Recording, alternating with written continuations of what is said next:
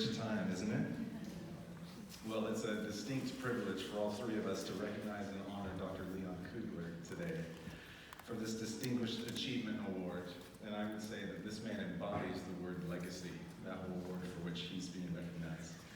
And there's a reason there's three of us up here. It's because this man has changed our lives forever, each of us. And so we'd like to tell you about that. I'm Brandon Sawyer. I'm the department chair of kinesiology, and I'm here at Point Loma because Coog saw something in me that I didn't have the power to see myself when I was a student here. And he wasn't afraid to tell me that. And his advice and his words changed my direction and changed my life forever. And I'm forever grateful for that. And we're all going to say our titles here. And the reason we're saying, not because we care about our titles, but just to show you that Coog has inspired and raised up the current leadership in kinesiology at Point Loma. And I'm Nicole Cosby, and I'm the current director of the athletic training program here. And when we got the email about presenting Dr. Kugler, we all kind of fought about who was going to do it. And what we came to realize is through the email is that he had impacted each and every one of us in a different way. And so we wanted him to know the different ways that he impacted us. And so who would have thought that each of us would be standing up here, and who would have thought that we could love you like we love our fathers? And so for me, what you did is you made me see that serving those around me wasn't an option, that it was something that I was called to do and something that I would live out 20 years later. And so I'm very thankful to you for bringing that out in me. But I think what's probably most important is that you challenged me. And sometimes those challenges were uncomfortable, but in the challenges I grew. You prayed with me. You gave me fellowship when I needed it. And I think what is most pivotal for me was 20 years ago, I came to this campus and I was lost. I walked onto the track and field, and a man by the name of Dr. Leon Kugler met me there. And in that single encounter, he taught me a lifelong lesson, and that lifelong lesson was about identity. I had no idea who I was. My identity was truly wrapped up in the successes of my life.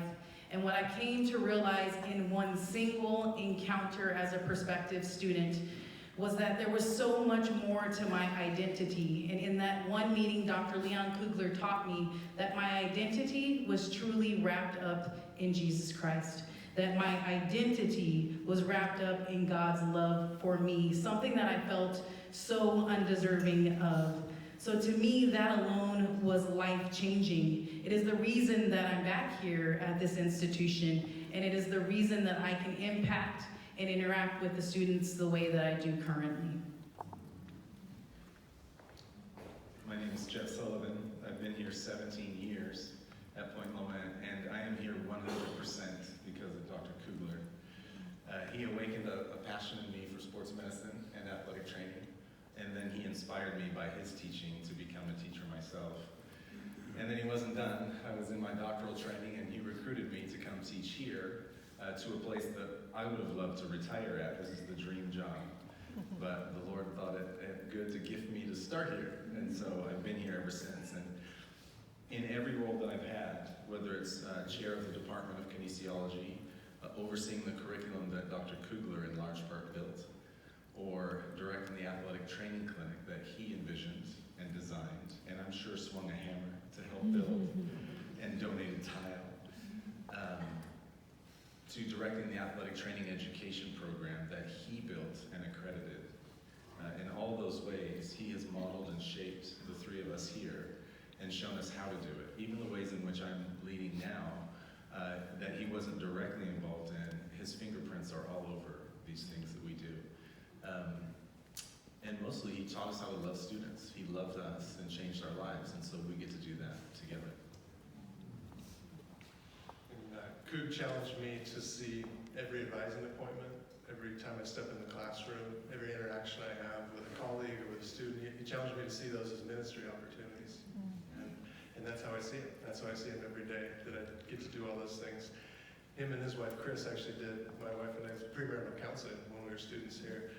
And one piece of advice that he gave me that has changed my life is that we were struggling with how do I lead my family. And he came to me one day and said, you lead your family by seeking Christ to yourself. That's how you lead your family. And you can lead your family out of the overflow of God's love in your own life. And thank you for that advice, Coog. That changed my life forever. So you can kind of see there are common themes about Dr. Leon Coogler, right? He's a leader, he's a father, he's an amazing colleague. But I think one of the things that we all know is true is that he's a man of God. And the way that he led us and the way that he modeled that for us certainly spills over into our interactions with our spouses, with our kids, and probably most importantly with the students here at this institution. So one of the things that I wanted to know is, like, what does it actually mean to be distinguished? Because we're using that word a lot. And so what does it mean?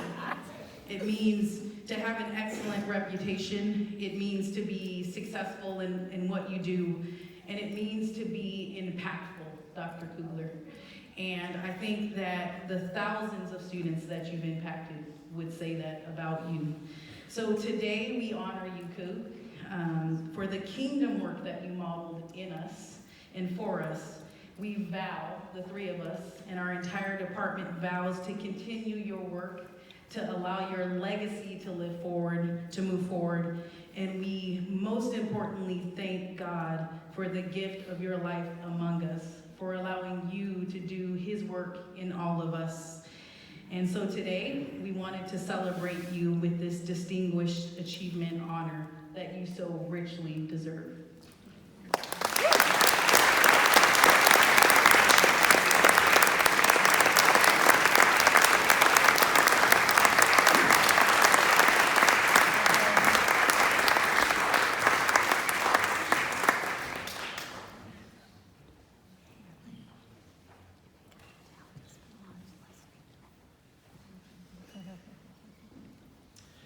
That's an all-time introduction by three of the most influential PLNU alums.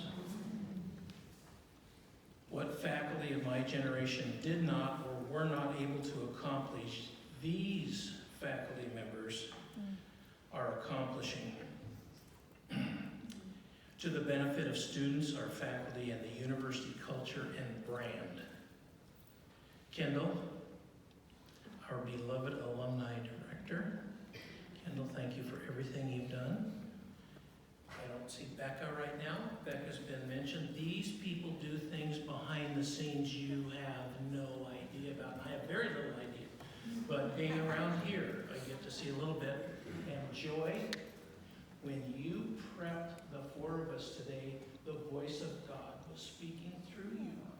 When you said, somebody may be here who needs to hear from us. You had me right there. You threw the bait out, and then you said, there may be something for you here that God wants you to give. I say yes. I say yes. Thank you, Joy. Appreciate it. I have to locate two people in the house. Dan Brown, are you here? Dan Brown. Where are you, Dan? Stand up, Dan. And stay up. One of my first assignments, or the set of assignments that I had, was soccer coach. This was 1978, and Dan, I'm saying to you in public what I should have said 41 years ago, and that is you were the heart and soul of the soccer program. That didn't get said. I've regretted it. I'm at the altar, and the Lord's brought it to my mind. Dan, I respect you. I'm not handing your trophy to you, but afterwards on it, it's inscribed heart and soul. Thank you, Dan. Thanks for forgiving me. And then Carol Ann. Where are you, Carol? Where are you? Carol, I'm going to talk to you here, Carol, in just a second.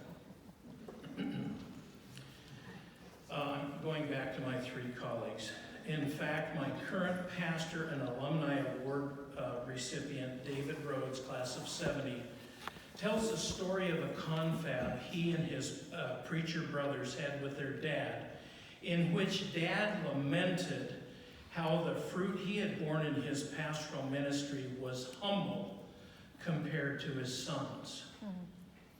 One of his sons simply replied, "Dad, we built onto your ceiling." That's what I'm saying. You took us a certain place. God had prepared you to do exactly what you're doing right now. And I'm so thankful. I'm so thankful. The university is thankful. So I say to my beloved former colleagues and forever friends, though my ceiling was low, listen to the wise counsel of God and keep building the superstructure you're creating or erecting. I love and respect you, and I'm amazed at God's provision for our university through the three of you. Where my treasure was and is, there has been and is my heart.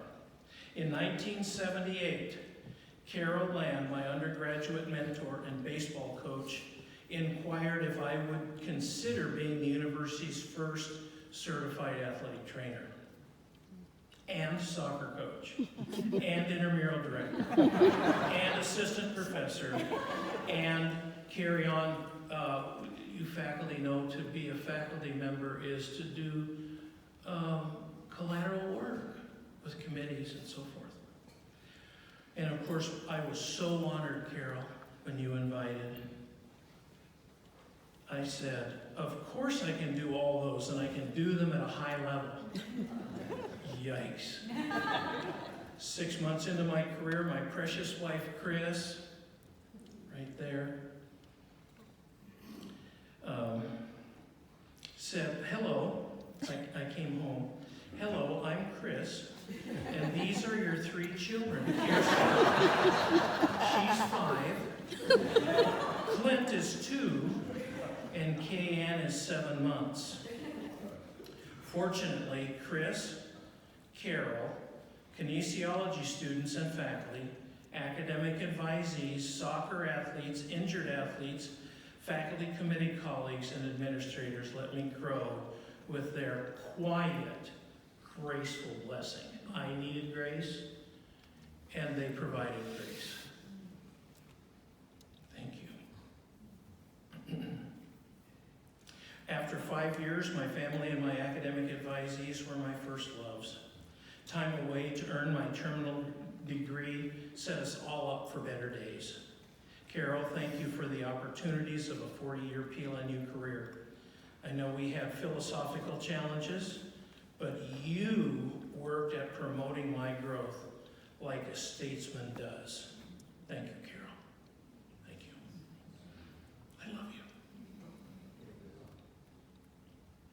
My Christy. I'm not emotional. No. Thank you for your loyalty, wisdom, and spunk. You paid a high price during a 5-year PhD journey and the athletic training demands. Thank you. And today is the best of our 49 years. Would you agree? Oh, good. I am the vine, you're the branches. The one who remains in me and I in him will bear much fruit. For apart from me, you can do nothing. In the run-up to my retirement, I was profoundly assured by God that he had a purpose for me beyond what I could see by faith if I made myself available to his training in the ways of spiritual freedom, which I report to you today, reveals some of what I was missing and where I needed to heal. I'm running the race with assurance God is working in and through me for his purposes. I have incredible privilege to substitute teach at our local high school in Washington State, where life connections are sometimes made through a nod, a smile, or a mundane, superficial question like, so did you grow up here? Don't you just love our weather in Ording, Washington? and they find out I came from San Diego, and they go, I am the way, the truth, and the life. Jesus said that about himself. Jesus is the all-time self-aware person. He was the all-time self-aware. He knew who he was. God-man. And, yeah, God-man. I recently saw a TED Talk that Billy Graham masterfully delivered in Monterey, California in 1989 to an audience of mostly Oracle employees. He lauded the technological advances of recent and not so recent great minds.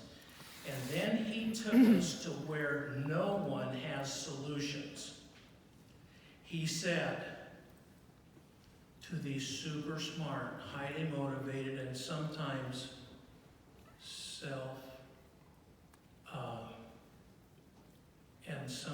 self-aggrandizing. Okay, they think they're pretty hot.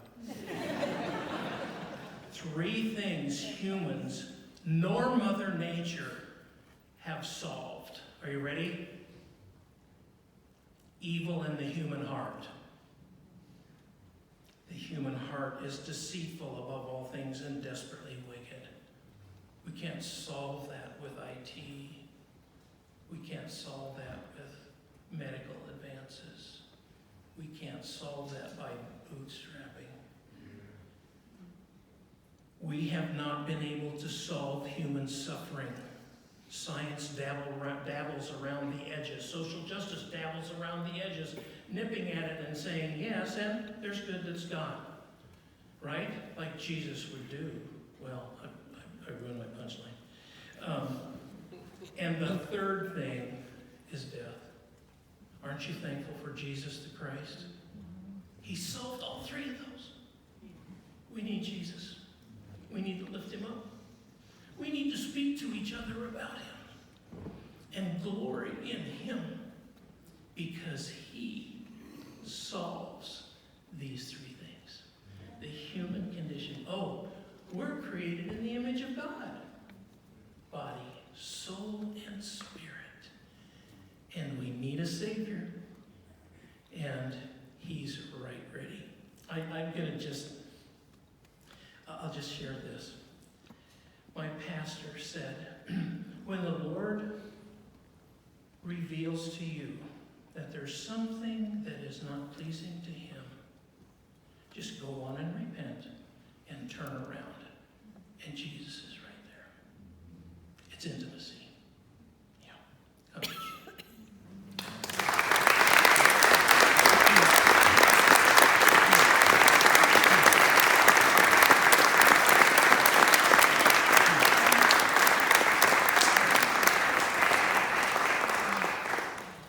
Can everybody just take a breath and say, wow. That's how I feel right now. He's making me cry. What in the world? I would like for all 4 awardees to please stand, and I would like for us to give them one huge round of applause.